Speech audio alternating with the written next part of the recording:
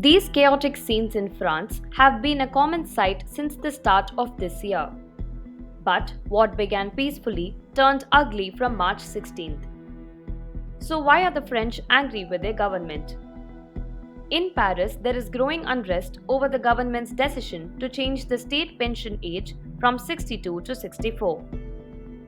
This means people would have to work longer to get a full state pension. French President Emmanuel Macron rushed a reform in the lower house of parliament to increase the retirement age from 62 to 64 without holding a vote. Protesters in Paris clashed with the police at the Place de la Concorde near the National Assembly.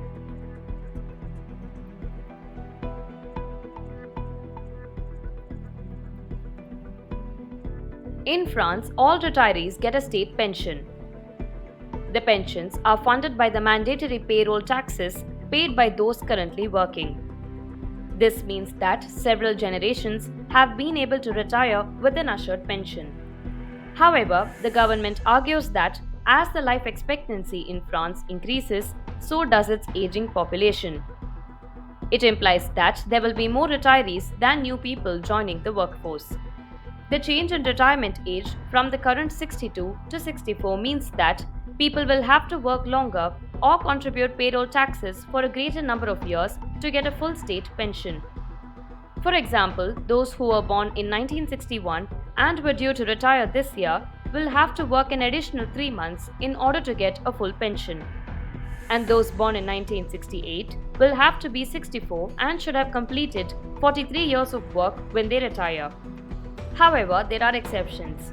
Those starting work between the ages of 14 to 19 will be able to seek early retirement, as will public workers engaged in physically or mentally arduous jobs. The government also says it will put in place a seniors index to check if companies are making progress in hiring and training seniors so that they don't get left out as the retirement age increases. The reform will also put an end to the special regimes with different retirement ages and benefits for different categories of workers.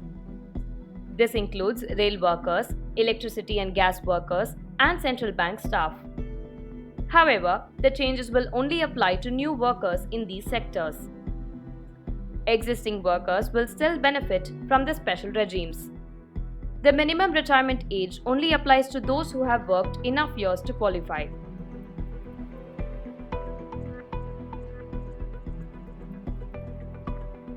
Among big European economies, France currently has one of the lowest qualifying ages for a state pension. Generations of workers have accepted high mandatory taxes to fund the pension system because it creates interdependence.